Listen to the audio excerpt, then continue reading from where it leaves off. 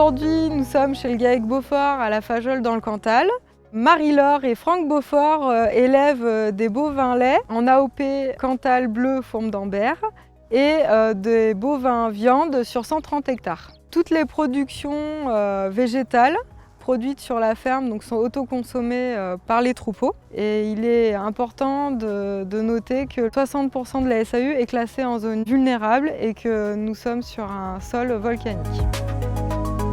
Il y a quelques années, nous avons décidé de réduire nos produits phytosanitaires, tout simplement déjà pour la santé humaine au moment de l'application, mais aussi pour la santé du terrain.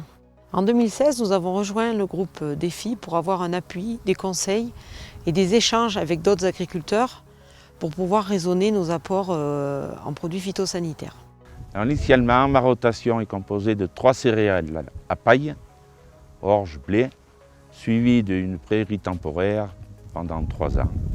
Depuis l'entrée au réseau Défi, on a ajouté notre culture de métail plus MOA dans la rotation.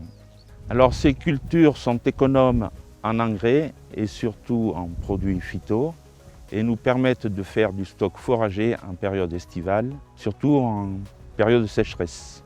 De plus, on sélectionne nos céréales en fonction de la résistance aux maladies et on réalise des mélanges sur nos parcelles pour plus de résistance aux maladies.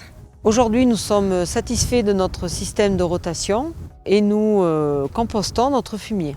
Pour finir, nous avons opté le semi-direct sur nos prairies temporaires afin de réduire nos coûts de mécanisation. Comme on vient de le voir avec Marie-Laure et Franck, les leviers qui ont été mis en place, on est au départ sur des systèmes qui sont économes en intrants, aux alentours de 1 à 2 d'IFT. Chez Marie-Laure et Franck, le passage du désherbage systématique des cultures de céréales au traitement selon observation a joué vraiment un rôle clé dans leur réduction. Dès la première année, on est passé de 1,12 à 0,62 d'IFT, ce qui représente une baisse de 45%. Ensuite, la diversification du système de culture a permis de continuer cette progression et d'obtenir ces résultats. Au total, 68% de réduction en produits phytosanitaires obtenus. On a synthétisé ces résultats sur une fiche trajectoire qui est disponible parmi d'autres fiches trajectoires concernant d'autres filières sur le site d'Ecophytopic.